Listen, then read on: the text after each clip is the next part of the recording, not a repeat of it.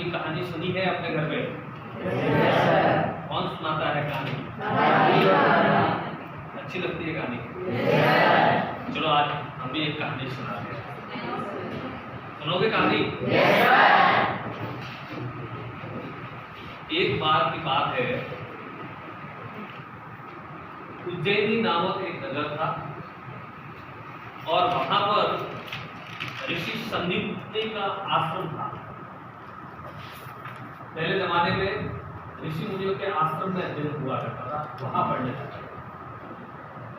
श्री कृष्ण और उनके भाई बलराम ऋषि संदीपनी के आश्रम में उज्जैनी में पढ़ते थे। उनके साथ में एक गरीब ब्राह्मण सुदामा भी वहां पढ़ता था। तो बचपन में वहां पढ़ते थे, कई सारी ऐसी घटनाएं थी, उनमें बड़ी अच्छी मित्रता हो गई, दोस्ती हो गई। धीरे धीरे समय निकलता गया और पढ़ाई लिखाई करते सब अपने अपने आगे के कार्यों में लग गए। श्री कृष्ण जो है वो द्वारिका के राजा बने और सुदामा जो है अपने नगर पोरबंदर के अंदर वहां रहते थे। उनकी हालत वही गरीब अवस्था की, शादी वगैरह हो गई थी, लेकिन अभी भी गरीबी के कारण उनका जीवन यापन अच्छे ढंग से नहीं हुआ। वो बार बार याद करते थे अपने मित्र को, कृष्ण को। उन्होंने कहा था कि कभी किसी भी चीज की आवश्यकता हो तो मैं तुम्हारा मित्र हूं, निसंकोच तुम मेरे पास में चले आ। लेकिन सुदामा गरीब होते हुए भी आत्मस्वाभिमान, आत्मसम्मान उनका था, इसलिए वो उनके पास में कभी गए नहीं।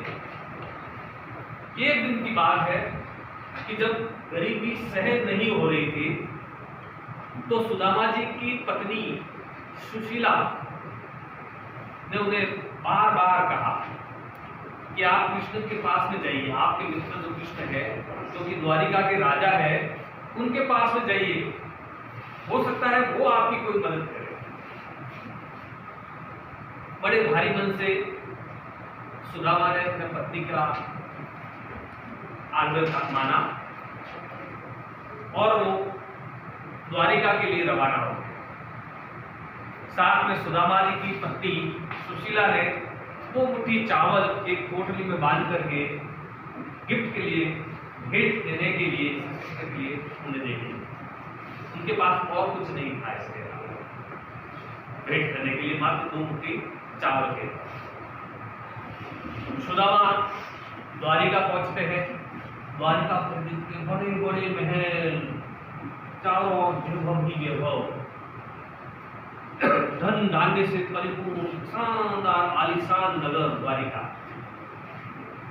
ढूंढते ढूंढते राजमहल के बाहर पहुंच जाते। राजमहल के बाहर अंगरक्षक खड़े होते हैं, द्वारपाल खड़े होते हैं, बिना अनुमति के कोई अंदर नहीं जा सकता। सुदामा जी महल देख रहे थे, देखते देखते एकदम उनके पास में गए, द्वारपालों के पास में, और उन्हें कहा कि मुझे कृष्ण से मिलना है और कृष्ण मेरे बचपन के क्या है, दोस्त है, मित्र है, उनसे मुझे मिलना है। अब द्वारपालों को सोचा ऐसे कई लोग आते हैं, कैसे कई लोग आते हैं, क्योंकि उनका जो हाल था कि उनके कपड़े ढंग से पहने हुए नहीं थे, पगड़ी नहीं थी, कमीज फटा हुआ, धोती फटी हुई, गरीबी के हाल में थे। तो उन्हें लगा कि कहाँ कृष्ण और कहाँ ये व्यक्ति है। फिर भी उसने कहा कि मैं दूर देश से आया हूँ, एक ब्राह्मण हूँ, मेरा नाम सुदामा है, आप जाके कृष्ण को बताइए, वो मेरे मित्र हैं। द्वारपाल जाते हैं और कृष्ण को ये बताते हैं कि इस तरह से कोई ब्राह्मण आया है और अपना नाम क्या बता रहा है, सुदामा, और आपसे मिलना चाहता है। कृष्ण ने जैसे ही अपने मित्र का नाम सुना, उन्होंने द्वारपाल को अनुमति देने से पहले ही खुद ही चले गए उनको लेने। उनको लेकर आते हैं अपने राज दरबार में बढ़िया से आराम से उनको बैठाते हैं। सुदामा जो चल के आए थे उनके चप्पल जूते भी पहनने को नहीं थे, पैरों के अंदर कांटे छुपे थे, पैर फट गए। कृष्ण ने नीचे बैठकर आराम से उनके पैरों के कांटे निकाले और उनके पैर धोने के लिए पानी परात में लेकर के आए। लेकिन उनकी सुदामा जी की ऐसी दीन अवस्था देखकर कृष्ण की आंखों से लगातार आंसू बह रहे थे और आंसू बहने की वजह से सुदामा जी के पैर धुल गए थे।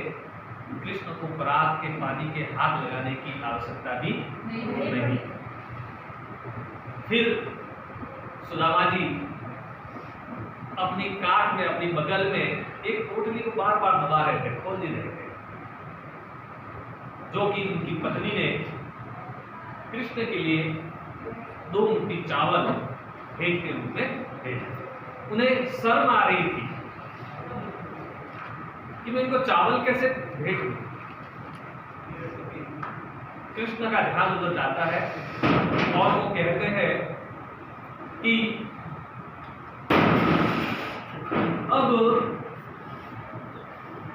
कृष्ण जी की नजर पड़ती है बगल में दबाई हुई पोटली पर और कहते हैं कि भाभी ने मेरे लिए कुछ भेजा है तो मुझे क्यों नहीं दे रहे हो, बार बार क्यों छुपा रहे हो बगल में।